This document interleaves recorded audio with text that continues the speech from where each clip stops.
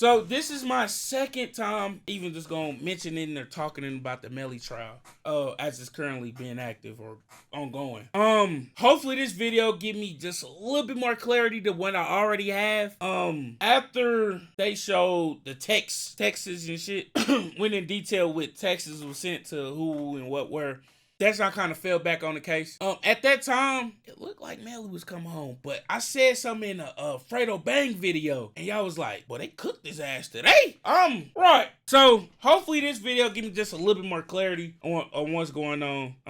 Yeah, let's get into it. Blooded. While the state says YNW Melly is a cold-blooded, while the defense says the state can't prove it. 3 years after arresting this young man and sticking him in a cell, the state looks at its case and says, "Oh man, this looks a little incompetent. Miramar police seems to have botched this investigation," and they call the Broward Sheriff's Office and ask them to come and look at the investigation upon which this entire prosecution rests. Hey yo squad, what's the drill? Back with another video, man. YNW Melly was on his way to having the whole world in his palm. He climbed the ladder to success fairly quickly and was able to get superstar features in his rookie season. As a rapper, singer, and songwriter who emerged from Gifford, Florida, a small town with a history of drama and poverty, it would appear that Melly beat the odds. With songs like Schmurder on My Mind, Mixed Personalities featuring Kanye West, Seidel featuring Juice WRLD, and 223s featuring Glock 9. Bruh wasn't missing at all. Me as a nigga that really listen to Melly, YNW Melly, I be mad that them boys don't mention Butter Beacon, Blue Balenciaga, City Girls. I'm mad they don't mention them tracks, because them the tracks I like the most. I don't like the Suicidal song. It's a decent song, but I like, yeah. I listen to this nigga. However, you already know that the street dudes and if you go back to like watch them reaction videos, I still do the same shit every time I hear them. Florida really can't escape trouble. Whether they are guilty or not, it isn't the problem. The drama just seems to find these dudes in the daylight with a flashlight. After a few run-ins with the law during his ascent into stardom, the later incident will prove to be the most detrimental blow to his future.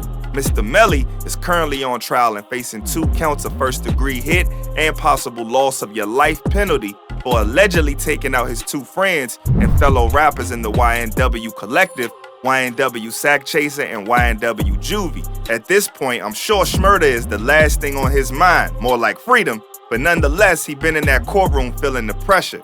So just what's going to be the fate for YNW Melly? Will he spend the rest of his life behind bars? Will he get a lucky break in a light sentence? Or will he have to face any time at all? We're gonna find out.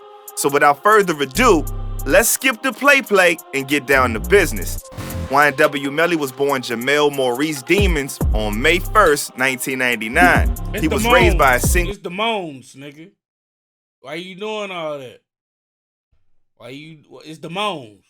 Mother, Jamie Demons King, who was only 14 years old when she gave birth to him. He never knew his father, who was claimed to be another rapper named Dante the Gift Taylor. He has a younger brother, YNW B-Slime, who was also a rapper and pretty talented, might I add. Melly grew up in a poor, dangerous part of Gifford. He really a trench baby for real. So you already know the street organizations wasn't too far away. Naturally, he supposedly joined the Bloods gang at a young age. He started posting songs on his SoundCloud when he was 15 years old, influenced by artists like Chris Brown, Michael Jackson, and Lil Wayne. He adopted the stage name YNW Melly, which stands for Young Ninja World or Young New Wave, and co-founded a rap collective with the same name. The group included Anthony YNW Sack Chaser Williams, Christopher YNW Juvie Thomas Jr., and Cortland YNW Bortland Henry. Unfortunately, Melly's career was overshadowed by his legal troubles. In October 2018, he was arrested for possession of ganja and paraphernalia. In January 2019, he was arrested again for ganja. On February 13th, though, 2019, he turned himself into the authorities after being accused of deleting YNW Sack Chaser and YNW Juvie in October of 2018. According to the police, Melly and YNW Bortland staged the scene that looked like a drive-by and then drove them to the hospital where they were pronounced deceased. Melly denied the charges and pleaded not guilty. After several years behind bars, the trial finally began on June 12, 2023, with jury selection and opening statements. The trial is expected to last for several weeks, with dozens of witnesses and experts testifying for both sides. So what I'm about to... Bro, that's how long trial be lasting? Several weeks? Oh, no. I thought this shit was like a week thing. So you mean to tell me them folks in jury duty, gotta be out of work or whatever, schooling for weeks to judge some shit?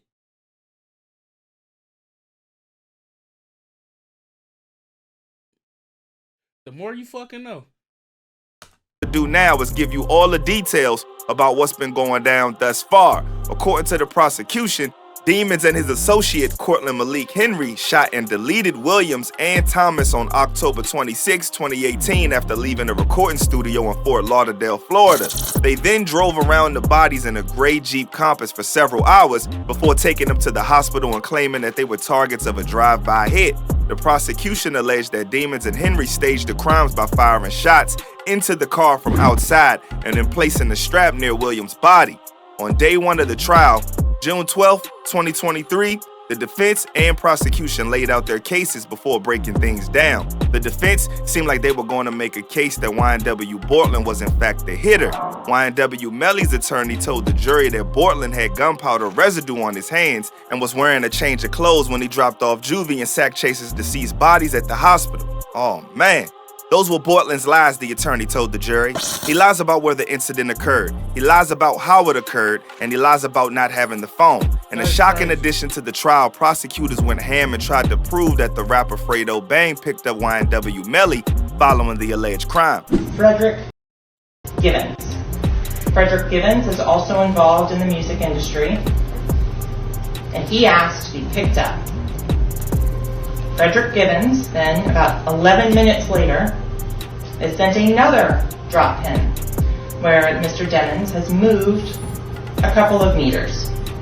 They say that they have cell phone data that... Because I mentioned this in the Free Melly video, right? I said, I don't know the extent of his involvement or whatever the case may be or what they said he did, but let's say if the homie right now, while I'm working, bro, he gonna give me, I'm middle of nowhere. I'm about to stop recording and go get him because the nigga's in need. Especially I feel like me and homie is. Homie didn't mention nothing in the text saying this, that, and the third. He said, bro, can you come slide? So I gets there and take him to where the fuck he want to go. How the fuck I'm in? What the fuck? Why they dragging you in that? They seen the whole basis of the whole conversation. He don't habla no English. He don't know shit. It proves Melly sent Fredo his location minutes after the incident, and Fredo arrived at the location a short time later. Prosecutors have been trying to get Fredo Bang to testify in the case. He refused to answer questions in July 2022. Fredo Bang has invoked his Fifth Amendment right to not testify, to avoid giving statements that could be used against him and that would incriminate himself. And that's pretty much it. The prosecution also told the jury about incriminating text messages YNW Melly sent friends following the incident. This individual is reaching out, asking if Mr. Demons is good after he's been tagged in multiple social media posts about the shooting. And Mr. Demons allegedly responds, I did that ish. The jury was then shown surveillance footage of YNW Melly leaving the studio and getting into the car that Juvie and Sack Chaser were hit in that night. In a dark turn of events, they also saw video. This nigga said, what? I missed that part. Right. Video of Sack Chaser and Juvie's lifeless bodies being pulled out of the car at the hospital, as well as photos of the red stained clothing. What's item J? Picture of the jean jacket that was provided by medical staff of the deceased, or from the deceased. With regards to this next photo of item J, there is an arrow indicating a circular area. Are you able to tell the ladies and gentlemen of the jury if that is or is not a distressed portion of the jacket or is some sort of bullet defect? Based on my experience and training, it appears to be something similar to... It's stuff like that that really makes you feel the full impact of what actually went down. On day 2, June 13th, 2023, many interesting aspects of the case played out both in the courtroom and across social media, including a live stream video of the trial as the court was in progress via a YouTube feed. Just prior to his second court appearance, Melly promoted the trial's law and crime live stream on his own Instagram page, while prosecutors from the state of Florida looked to have the mother of YNW Juvie-born Christopher Thomas identify her slain son on the stand. YNW Melly's defense attorneys attempted to block her from testifying. As the trial's jurors were temporarily removed from the courtroom, the defense argued that YNW Juvie's mother being allowed to testify could potentially have a serious impact on the jury. After hearing arguments from both sides, Judge John J. Murphy III decided to delay a ruling on whether or not Juvie's mom could testify until he could thoroughly look into everything. According to the Law and Crime Network, the families of both YNW Juvie and YNW Sack Chaser become visibly frustrated at one point during the second day's proceedings when YNW Melly closed his eyes and folded his hands to pray before making what appeared to be a kiss-blowing gesture.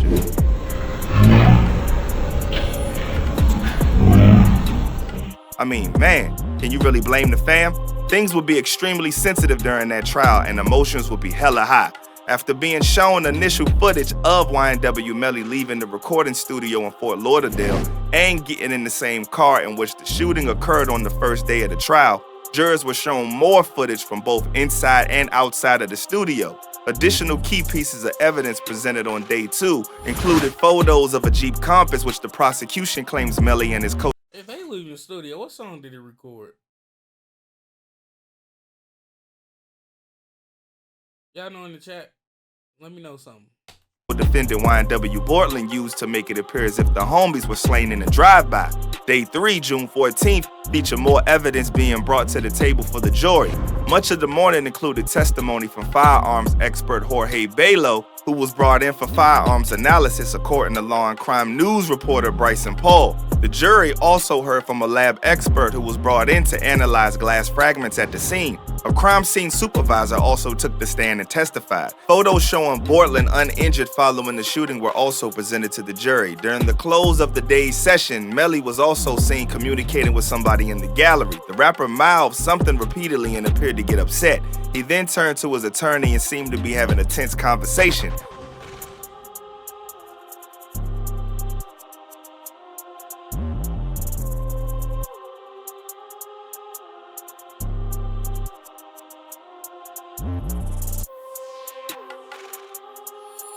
That really caught the attention of the media. Perhaps bruh had that in mind. With day 4, June 15th, YNW Melly reported back to court and record exec Kevin Lyles was present during the hearing. Lyles' presence at the trial appeared to perturb the mother of YNW Sack Chaser. Forensic scientist Tara Helsell took the stand and explained. I mean, let me just say this. Because people be missing the fact. This is this lady's son. This is all an assumption, but I'm assuming that she's really, because we don't know who did what. I'm not going to say right here. But anyway, this is this woman's son. She, under the full thought process that nigga did it. So you get a motherfucker like Kevin Lyles with a lot of,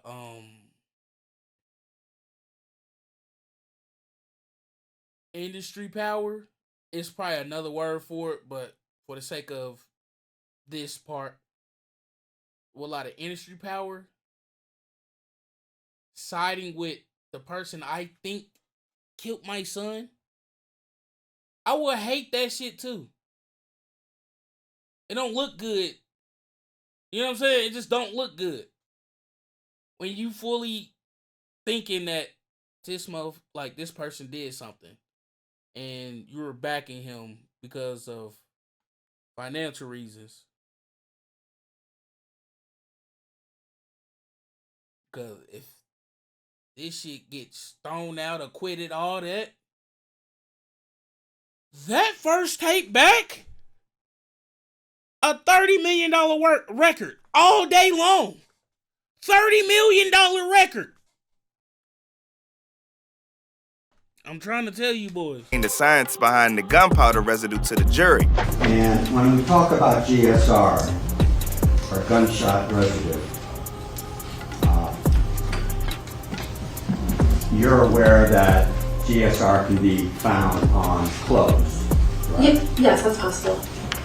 Did Detective Moretti send you any clothes of Cortland Henry? He did not. After that, the prosecution showed evidence from YNW Melly's Snapchat. The judge, John Murphy III, denied the prosecution's attempt to present Snapchat memories because a firearm and money were present, calling the video prejudicial. Following the ruling, Melly and his defense attorney, David A. Howard, shared a fist bump. More viral moments, huh, man? In a case of really good luck, Melly received another win when the judge ruled that the music video for Schmurder on My Mind cannot be used in court. That was actually huge for real. Next, Felicia Holmes, the mother of YNW Melly's former girlfriend, Mariah Hamilton. But like on the outside looking in, when you get to going to the music, that means you really ain't got shit. You going to something that was produced well before things transpire, and you like trying to use that shit don't look good.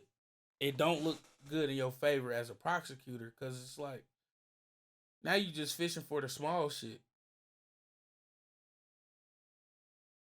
You know what I'm saying? Took the stand for the prosecution. Cold-blooded, man. It was presented that Holmes had inside knowledge of the incident, but was paid to keep quiet. They showed the jury Instagram post from Holmes complaining about the fact that the money was never sent.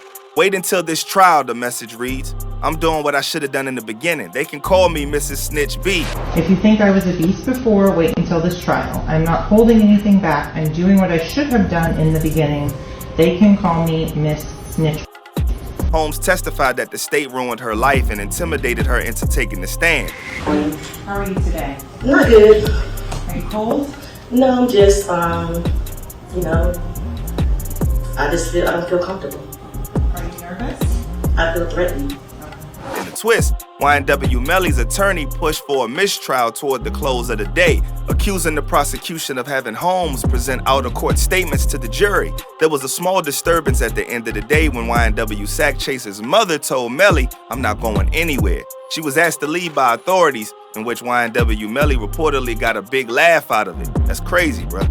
Day 5, June 16th, after a short delay due to a hospitalized juror, the day started with the news that the judge had denied YNW Melly's attorney's motion for a mistrial. I'm sure they was hurt by that one. There was also an issue of a juror questioning a bailiff about the mistrial motion before it was announced. The juror was then asked how they knew about the mistrial. The juror in question said that they heard about the motion last week from a defense attorney and had not found out from outside media or independent research, which would have then been grounds to have the juror removed. Both sides ultimately decided it was okay to let the juror stay on the trial. The first person to take the stand was emergency response worker Susanna Johnson, who discussed cell phone technology.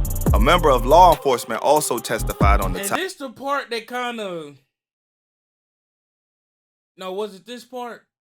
It was some part where it was like, bro, why y'all even bring this motherfucker here? Like, this was the basis of pretty much the whole day, with the continuous objections and sidebars added into the mix. Typical trial BS. Day 6 of the trial was June 19th, 2023, and the proceedings continue with FBI Special Agent Brendan Collins, who continued with analysis of cell phone data.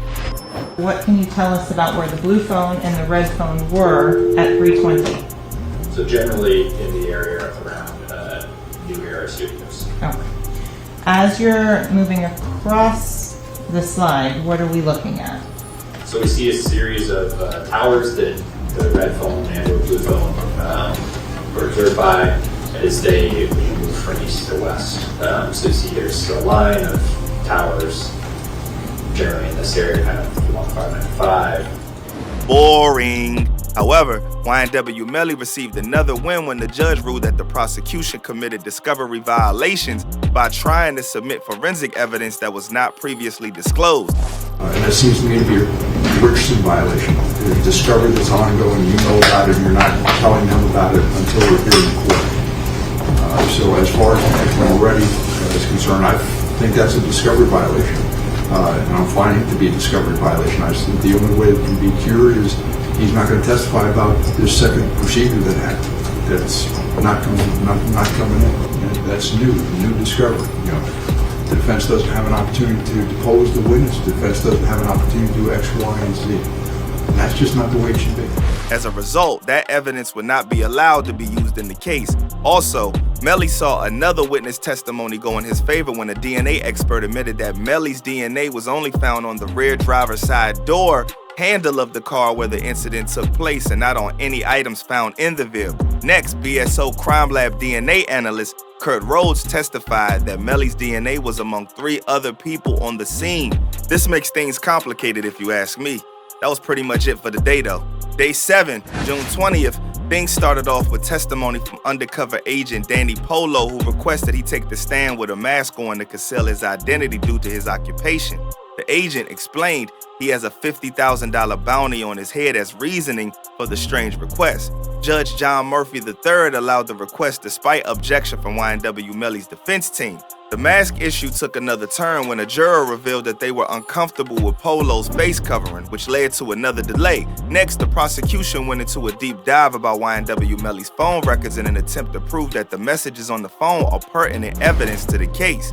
Melly's defense team tried to shoot down the assertion that all of the messages were Melly's. Ultimately, Judge Murphy allowed the phone evidence to be presented. Agent Danny Polo continued his testimony for the prosecution by giving expert opinion on YNW Melly's alleged gang ties. Polo analyzed Melly's social media accounts and attempted to tie the South Florida rapper to gang activity based on photos and videos on Instagram and Twitter. At this moment, this is all I've been able to cover, but if you guys run this one up, I will do a follow-up with more breakdowns for y'all, so show some love.